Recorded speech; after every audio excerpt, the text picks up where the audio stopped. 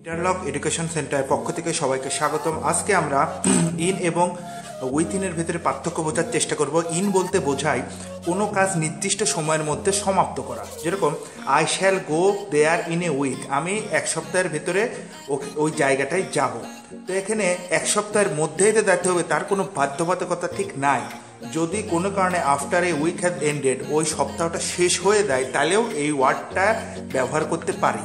অর্থাৎ I shall go there in a week, এটা আসলে একটু দুর্বল ক্ষেত্রে বোঝায়। যখন কোনো কাজ নির্দিষ্ট সময়ের ভিতরে সমাপ্ত হয় সেক্ষেত্রেও ব্যবহার করা যায়, আবার ওই সময়টা যদি কোনো কারণে অতিবাহিত হয়ে যায় সেক্ষেত্রেও ব্যবহার করা সম্ভব।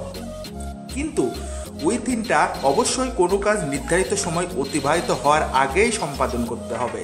অর্থাৎ যে জায়গায় বাধ্যবাধকতা থাকবে সে জায়গায় অবশ্যই উইথিন ওয়ার্ডটা ব্যবহার করতে হবে। যেরকম the game will end within an hour, খেলাটি 1 ঘন্টার ভিতরেই শেষ হবে। এটা অবশ্যই before the hour is ended, অর্থাৎ ওই 1 ঘন্টা শেষ হওয়ার আগেই হতে হবে, অবশ্যই তারপরে হওয়া যাবে না।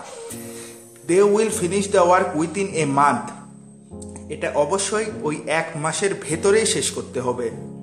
নট বিফোর, অর্থাৎ before the end of the month, not after the end of the month, অর্থাৎ মাসটা অতিবাহিত হওয়া যাবে না। অর্থাৎ উইথিন হচ্ছে নির্ধারিত সময়ের মধ্যে, আর ইন হচ্ছে নির্ধারিত সময়ের ভেতরে হলেও হয়, নির্ধারিত সময় অতিবাহিত হলেও হয়।